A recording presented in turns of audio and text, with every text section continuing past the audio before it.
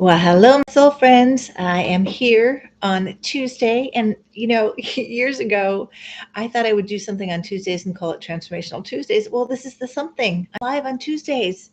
So let's call it transformational time. But really, it's soul nurturing time. It's a time for you to come on in. Oh, and I have friends here. Yay. Hi, Melissa. Hi, Jamie.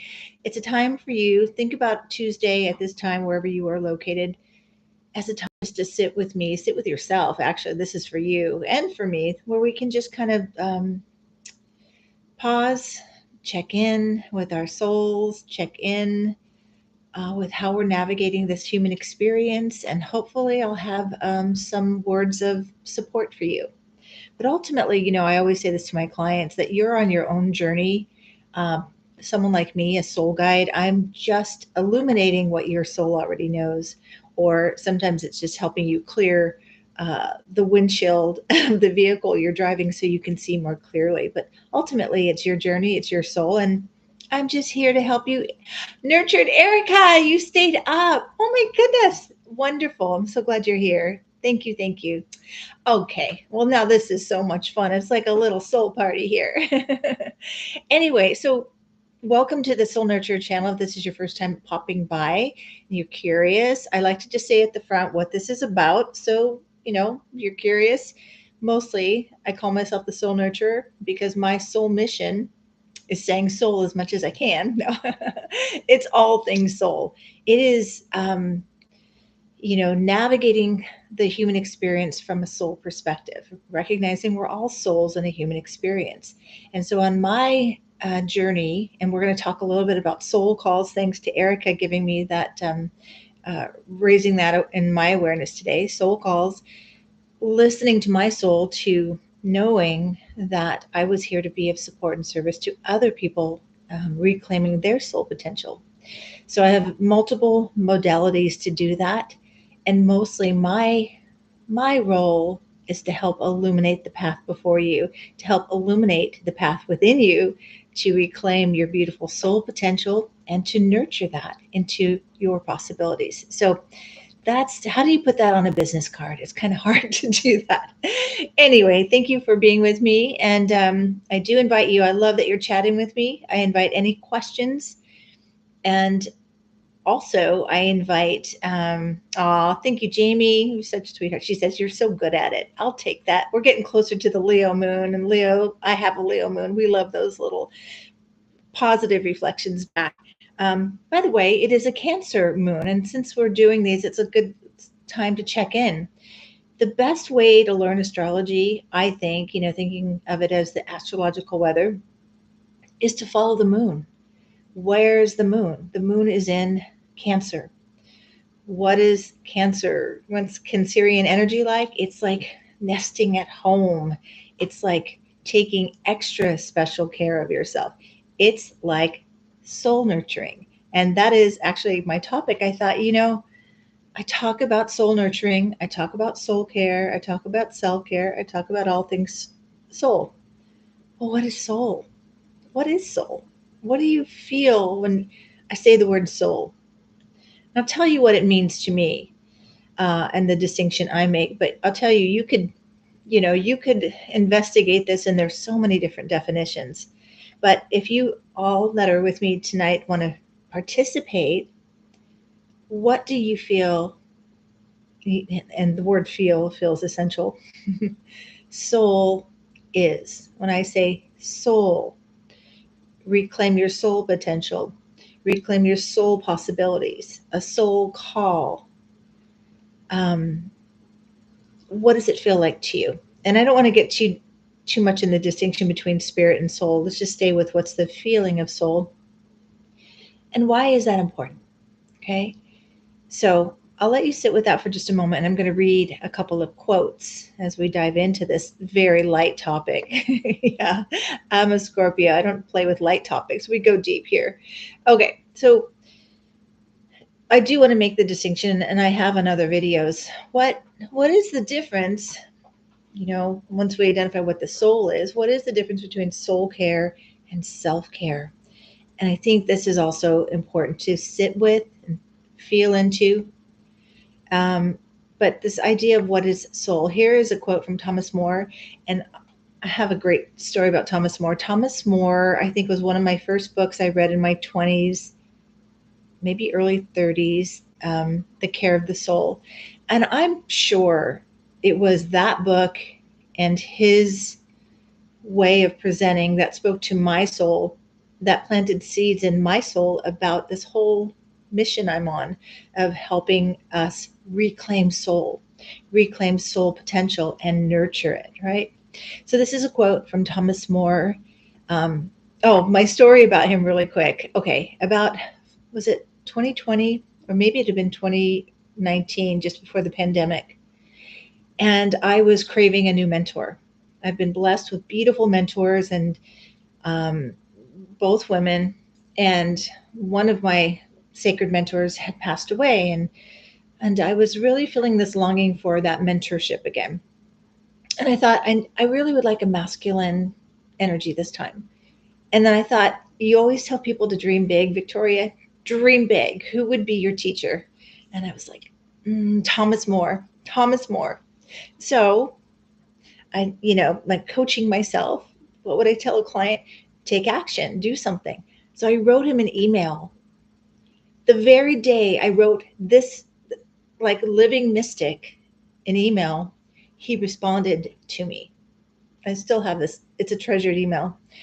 And he said he didn't do one-on-one mentoring anymore, but he was teaching a class and maybe I would be interested in that. And I did sign up for the class. It was pretty pricey for me. And at the time, it wasn't the right fit. And it was really over my head, to tell you the truth. There were some, scholars in his class, and I felt honored to be there. I just didn't feel like I could keep up financially and with the very rich, deep material. But it was such a, like, this moment of dream big and, reach for the stars and land on the moon kind of a thing. So I actually interacted with Thomas More, and that's one of my blessings. And I still may take that training at some point. Anyway, here's one quote: "The soul is partly in time and partly in eternity. We might remember the part that resides in eternity when we feel despair over the part that is in life." So that's one way of thinking of soul. Here's another quote.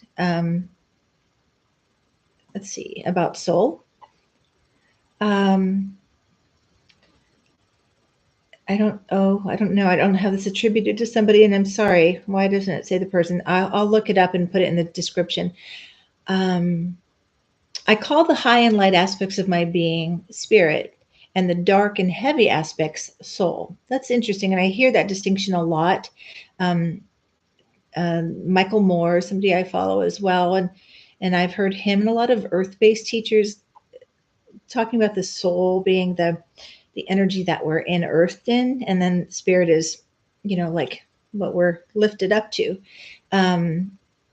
Soul is at home in the deep shaded valleys. Heaven, torpid flowers saturated with black grow there. The rivers flow like warm syrup. Spirit is a land of high white peaks and glittering jewel like lakes and flowers. Life is sparse and sounds travel great distances.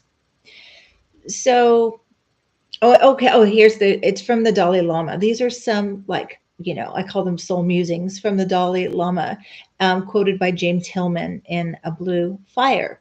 So there's some sense of what soul is like to others. What is soul like to you?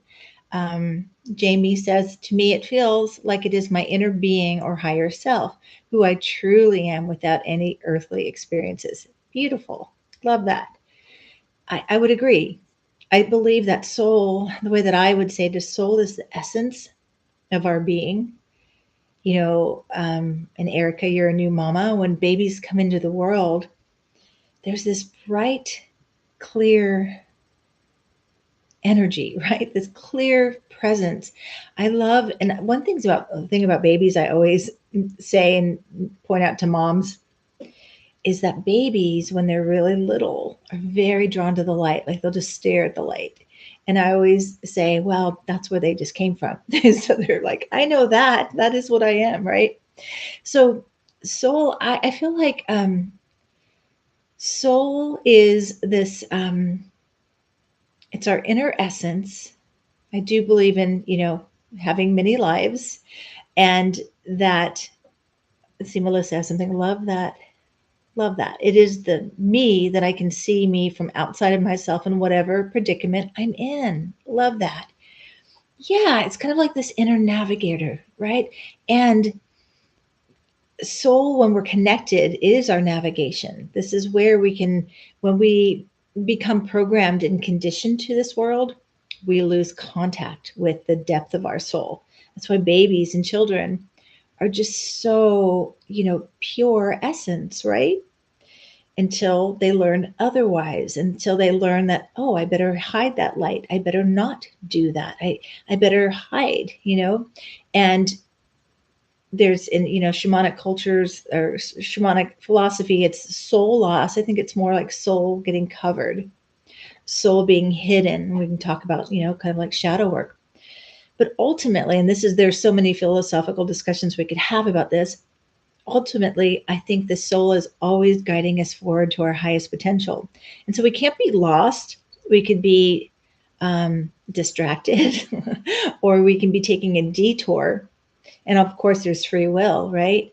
But ultimately, I believe the soul takes on a life. And I do believe the philosophy, we choose our parents, we choose things we want to learn. And so, soul is this, the force within us, the essence within us that wants to expand, learn, and grow, and also holds our potential, and our purpose is connected there too. So, very deep, right? So, those are some thoughts about soul. And I do believe that, that through life, we're sculpted through the challenges, and that cultivates and develops more um, of what our soul purpose is. So there's the essence and then there's the purpose. And I think that through life experiences, the purpose is fine tuned or it's revealed, right? Especially during the challenges, especially in our wounding. And that is where we find most of our gifts. That's where we become wounded healers. Okay. So there's that. Now, what's the difference between self care and soul care? Anybody with me who would have a guess on that? Self care, soul care. What's the difference? Let me take a sip of my water. Mm. You didn't know you guys were having a, what is it called? A, um, not spot quiz. What's it called when the teacher says, um, we're going to have a quick, oh, there's a word for it, on the spot quiz. Pop quiz. Thank you. Physical self versus spiritual self. Yeah. That's so yeah, the distinction I make is human experience and the soul experience.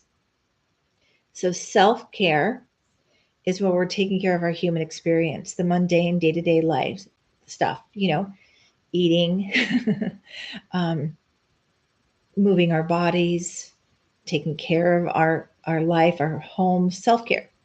Now, soul care is from the sacred view of what does the soul need, and our soul will guide us to that. Like, think about, oftentimes people who like to go walking or hiking, or being me, it's being on a bike, but being out in nature. I think that's kind of a blend. It's kind of, yes, you're taking care of the physical, but your soul um, is free there. It's the soul is fed there. The soul is nurtured there, right? And I always, say to people that when you want to know your soul essence or return to your soul essence, go spend some time in nature. Just be in nature as long as you can. And it returns us, it calls us back to our soul nature. It's pretty amazing. Um, I've been blessed to do a few vision quests, and I think of all the processes I've ever done, and I've done a lot, I would say Vision Quest is the greatest reset to soul, and it's the ultimate soul care, because soul care is nurturing. I'm getting this image of like the soul will like kind of hide in the human experience because maybe we're not connecting with it. We're not nurturing it, right? We're not giving space for it. Think of a soul, in a busy human experience. It's, yeah, it's not called on, it's not listened to, it's not needed, it's just kind of withering, right? And how is it strengthened? By mindful attention to it, meditation. Take whatever brings you joy. This is the way. This is the way. Where you feel your heart is opened and you feel this level of joy. And I personally can remember as a child having so much joy. I often say I came in with so much joy. And when I think about cultivating joy, I think about cultivating soul. So let me ask you another question for this pop quiz. what what brings you joy? What brings you joy? And there, I believe, you find soul. When people come to me and they're wanting to know their purpose, like we're all like, I want to know my purpose. Why? I think Creator puts that in our soul. It's kind of like a buried treasure that we need to reclaim or find.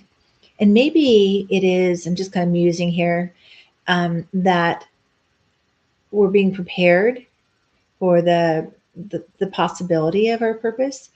And also, yeah, like we wouldn't be ready early. Like there's a divine timing with soul potential and soul purpose. Yes, nature, forest, and oceans. Absolutely. When I do imagery with people and I invite them to go to a sacred, safe place in their mind, I would say probably almost 100%, maybe 9 times out of 10, it is by the water. It is by the ocean. It is near the lake, near a river. Jamie says, being in nature, yep, you agree. Biking, hiking, kayaking. So are you then saying, ladies, that when you're doing those, when you're in the forest or near the ocean or you're biking or hiking, do you feel your soul more? Do you feel more like your essence? Is that something that resonates with you, what I'm saying? That's my experience, and that is the experience I've had with working with women in nature. Yes, Moses says yes. Okay, so that's the inroad back to our soul. But when we have busy human experiences, we're kind of, how do we stay connected, right? So there's the balance. So the way that I articulate it is balancing the human experience with the soul experience, inviting the soul to come along, and that is listening to your soul, following your joy, letting your soul lead. Like you may pause and put your hand over your heart and say, what does my soul want me to know in this moment? It is the ultimate soul care and spiritual work, I believe, is dream work, because it is when our ego is kind of, it's offline. And so the soul can get information that will bypass the ego, bypass, and we wouldn't pay attention to these things or these soulful things or purpose or what our soul is guiding us to awareness about. So dream work is, I believe, the ultimate soul care. And then there needs to be a balance. And this is what I've seen in all the work that I've done. And I remember my last job, I worked with other people. I've had my private practice for 22 years, but the last job that I worked with people, my camera's going in and out. I don't know why. But the last job I worked with people was working for hospice as a bereavement counselor. And I used to hold space for the nurses and the staff, um, self care. And and this is where I started connecting the dots more deeply, how much people that are healers and caregivers and professionals that are focused on others lose track of themselves. Not only their self care, their physical care, but also their soul care. But I would see, and I'd say that people that were called to that work, I noticed they had an anchor in soul.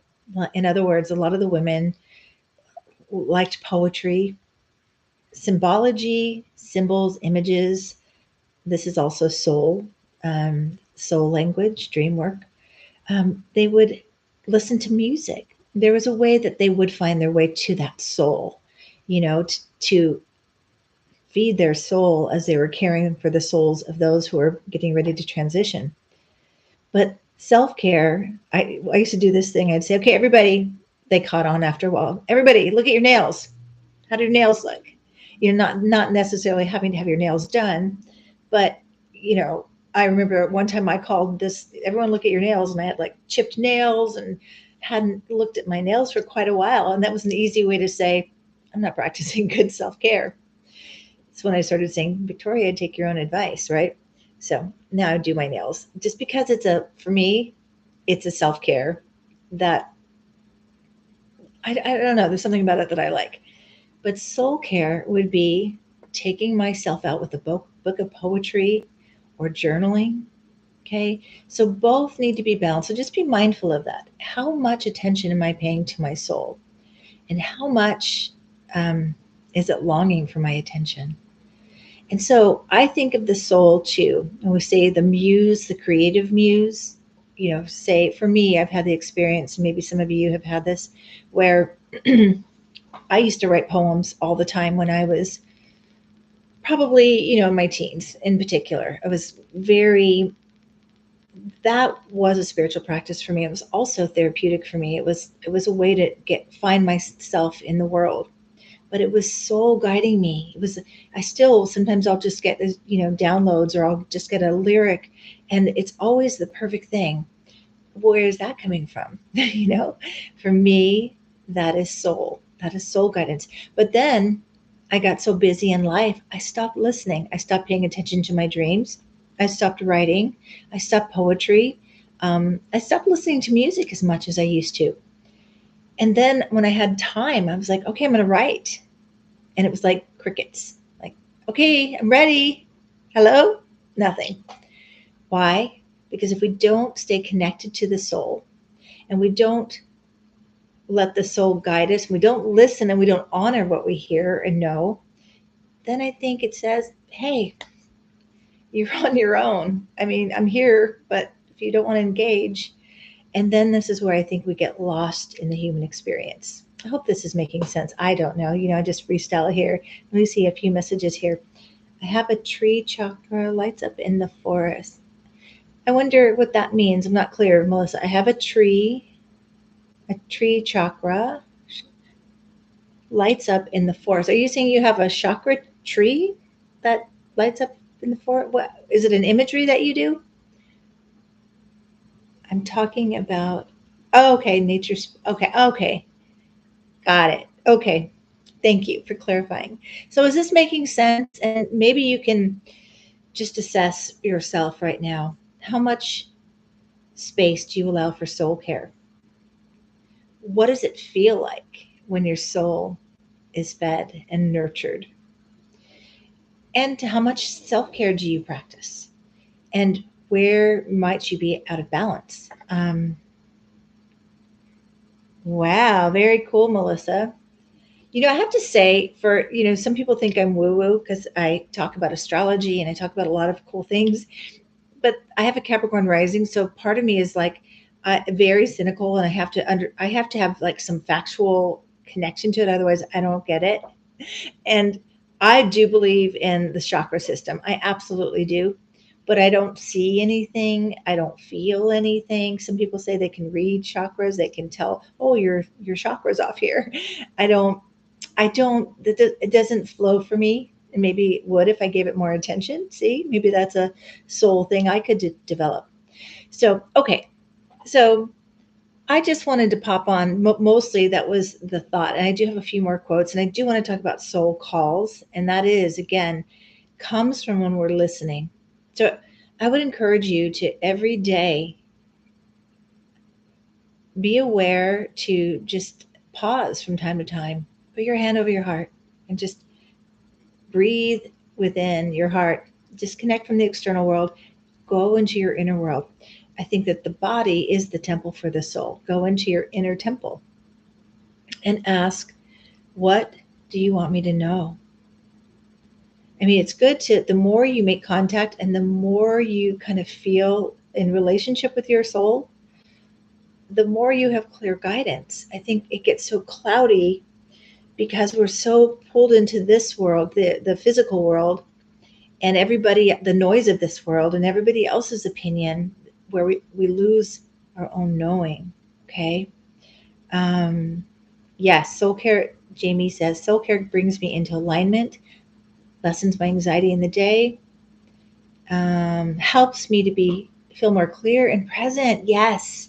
So when I was talking about the vision quest, which my husband is trained in this whole process, and I've been through a few, and I've gone through a woman's experience, just women only vision quest, which was also awesome. But when he runs these vision quests now, I get the gift of supporting those going in. I help them with the dream work. I help them catch their dreams from their vision quests and kind of help the integration process back into the world. But I'll tell you that, and a good uh, retreat where you disconnect from everything and that you can of your regular everyday world that keeps you in your regular everyday patterns, there you can feel more clear and present. And like a vision quest for me is like a clean, shiny soul coming right out of the woods, going, okay, I cleared all that last 10 years.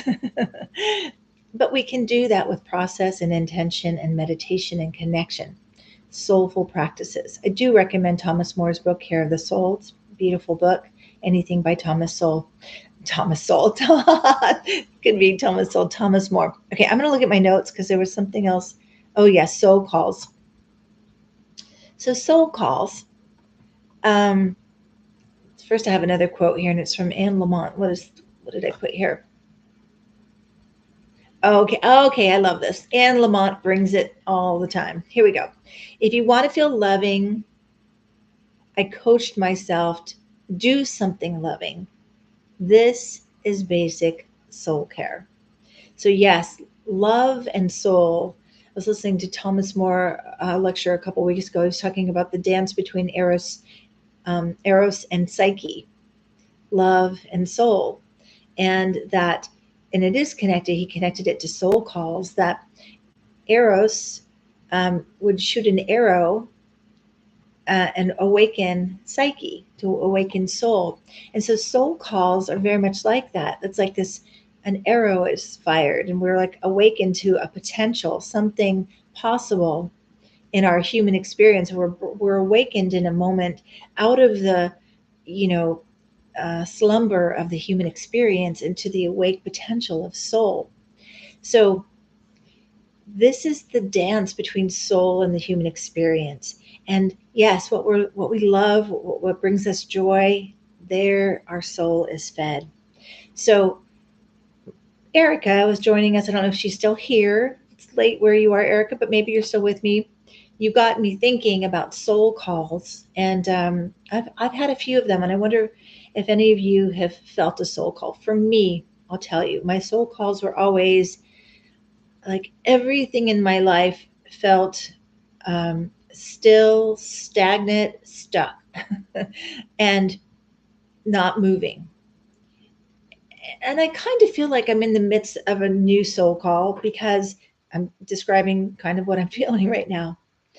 The image that always comes to me, too, that is, of course, of caterpillar in the chrysalis, dissolved, starting to form from the imaginal cells, which is, I love that. That we think about it, that we have imaginal cells in our soul waiting to emerge. And and so it does take us taking some cocoon time for ourselves. And Erica went through one of my classes I had online a while ago. Oh, it was during the pandemic when everyone was talking about shelter in place, I think it was. And I was like, let's shelter in soul. Let's cocoon together. Let's go in and dissolve what's not working and emerge what is. And this is where soul calls come from, the space to germinate, to grow, for us to listen and hear. So I remember, sometimes soul calls don't make sense, but they're kind of wake up calls to get you out of what's not aligned with your soul, closer to what is. So I left, I left a great job in LA a long time ago because it didn't feel like a soul call. And I was starting to feel like my soul shrinking there. This is another way. If you're not where you're meant to be, you're not as empowered. You're shrinking. You're less than who you were. You don't feel like yourself. Yes, you're shrinking, or you're dissolving in order to emerge the new possibilities. So I worked for the Grammy Awards. Everyone was like, "Wow, what a great job!" But it wasn't. It did not feed my soul. It fed my ego. Yeah, I work at the Grammys. I get to, you know, see all these famous people and do all these cool things and get free music and all these perks. But my soul wasn't fed, right? And so the soul call started there, like not fed here. Not something's off, right? That can be the beginning of letting go of what's not serving so we can emerge what is. So I left that job, and I think that's when I went back. So I had already been working on my undergrad in psychology. It was around that time hypnotherapy came on my radar. And when I first heard of hypnotherapy, again, cynical Capricorn rising, it was like, I don't believe in that. Um, I don't think it's real. Prove it to me. And I heard it 3 times in a row in one week. And I was praying, okay, you can open up a soul call by praying, show me what's next. Show me the way. Now, however you think where that prayer is going, your soul, God, Jesus, your higher power, you're opening to say, okay, calling a friend. I need some guidance forward, right? So for me, I heard in one week 3 different messages about hypnotherapy. I'm like, that's it. I've heard this 3 times. I investigated it, I followed it, and I fell in love with it. That was a soul call. Then another soul call was on my knees, showing me where I'm meant to go. I was in California it'll be 22 years ago in May. And I got a call from a friend that was an answer to that prayer, to that soul call, to come visit a place called Sequim, Washington.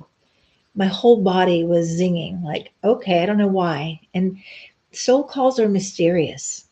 It's not linear, it's not spelled out. They're very mysterious. And it's like um, following a little spark of light in a dark forest. And this is what a dark night of the soul can feel like. I don't know where I'm meant to be yet. I've lost connection to my guidance, but you find that little glimmer and you follow that, right? So, see if anybody's got any more comments. I'm just kind of going off on my notes here. Whoops.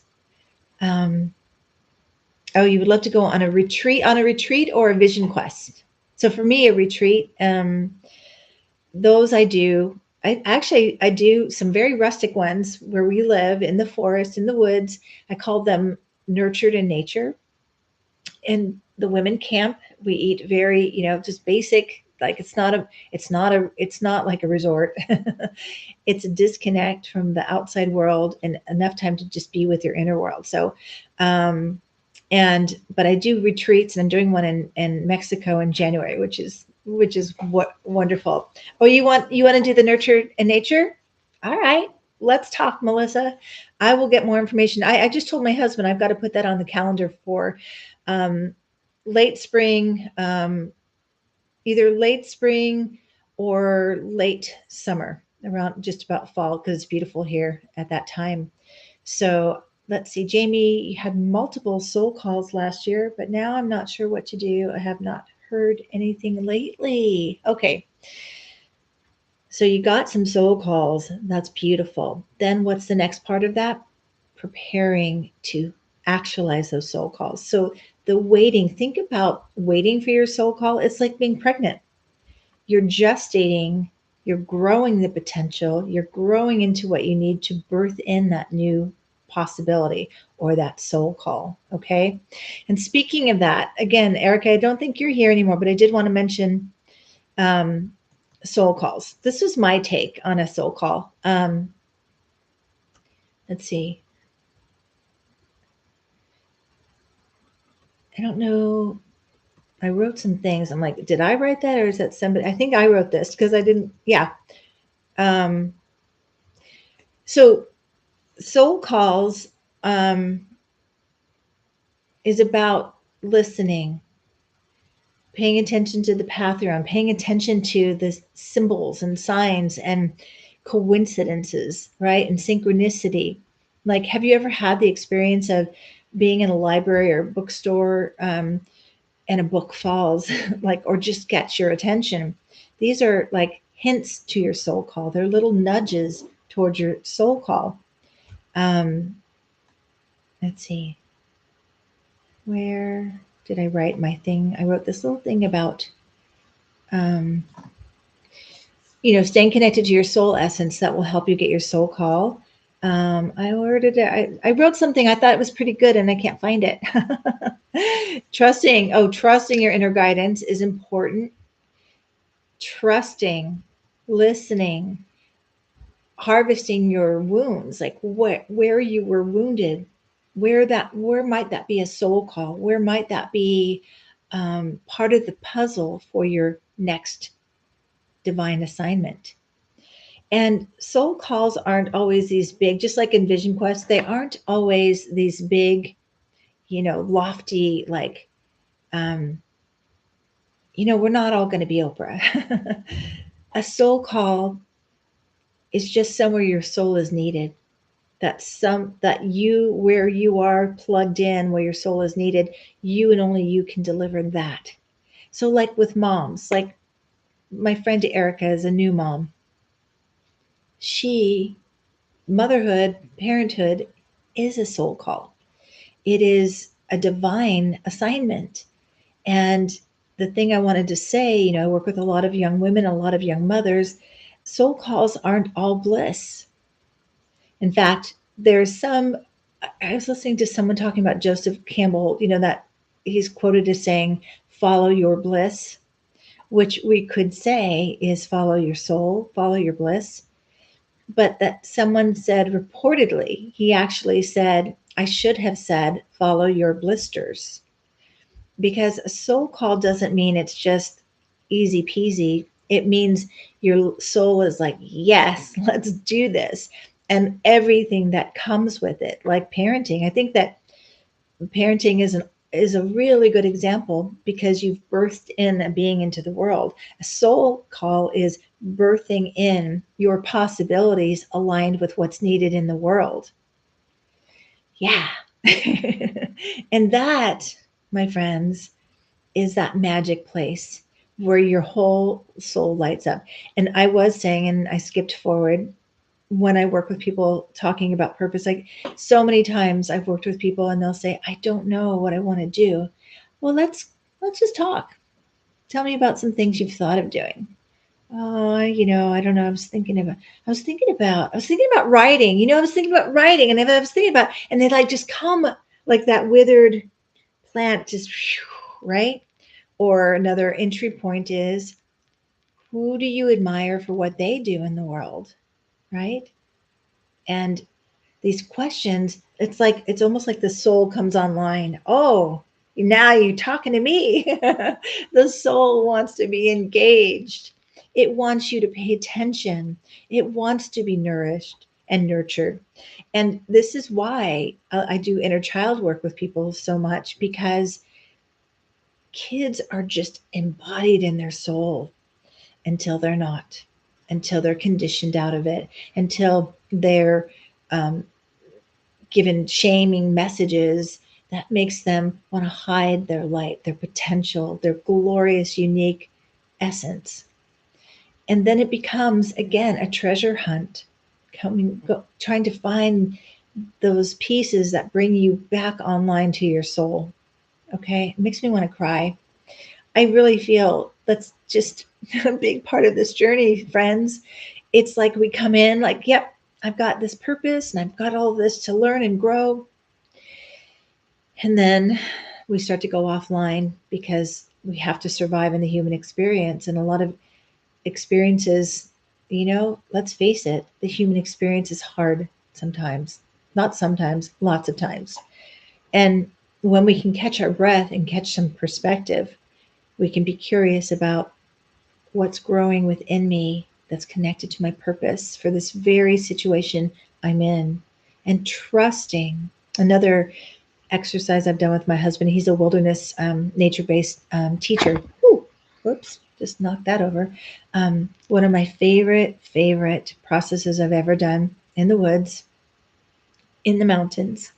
And it might sound scary, but it was the most I felt connected to my inner guidance, to my soul, and to trust and to faith.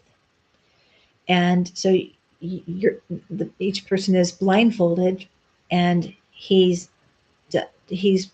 woven string through trees and through obstacles, and you're blindfolded, so you have to just follow the string. You have to stay connected to the string, going under bushes. You don't open your eyes, you don't see anything, you're just following that string. To me, this is soul. We're following our soul, the string that knows the way to where we're meant to go. And yes, we have to crawl under, bushes, and crawl around obstacles and bump into trees and obstacles, but you don't let go of the string. Okay, now I'm going to cry. You don't let go of the string. And that takes faith, and that takes trust. And it takes a lot of crying to clear all that stuff out of your way so you can have that guidance. So, that quote, tears are for the soul, what soap is for the body. So, you know what? If you felt like, Jamie, you said you feel like you had some soul calls, and then I don't know what, um, let yourself cry, let yourself feel. Sometimes there's a pause as we're being prepared to birth something new into the world, where we've got to clear and let go of some things. We've got to let go of old beliefs that are not of our soul, they're of this world. And those limiting beliefs limit our soul, limit our perspective, limit our possibilities. Okay.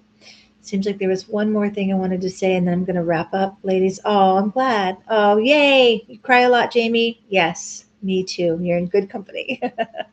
um, this beautiful story, I don't remember the origin.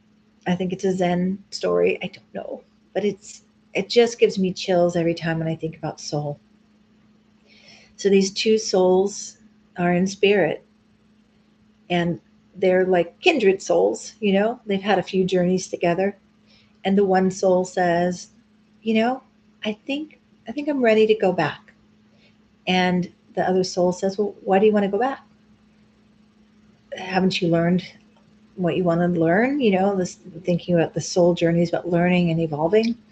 And the soul says, I need to learn more about forgiveness. I think I haven't gone deep enough with forgiveness. So his kindred soul says, okay, I'll go back with you, and I'll make sure you have plenty to practice forgiveness with. Just remember that we made this agreement. Take that in. I love that, especially if I'm in the middle of a quarrel with someone, that there's some soul agreement here. There's some karma, or there's some thing that we've agreed to work out together to evolve our souls, refine our soul, and to bring us back to that clarity of pure essence of love and compassion. Hard to do in a human form, I know, but that is the practice. So, okay, well, thank you all for being with me. I really enjoyed having some of you here, some of my soul friends, and stay connected. And I always remind you to, once I'm done recording live, this will go load up on my channel under live. You have to click on the live button to open this video.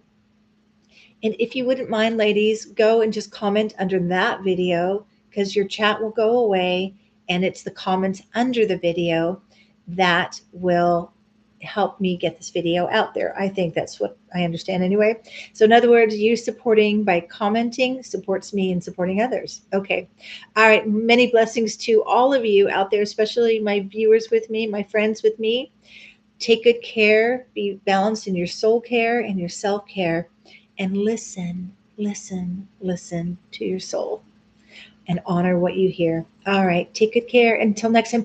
And do go watch the full moon video. I posted it yesterday, and this is a powerful full moon, and it's a long video, but I talk about Pluto and Aquarius too. So go watch that and comment there too. All right, all my love, take good care until next time. Bye-bye.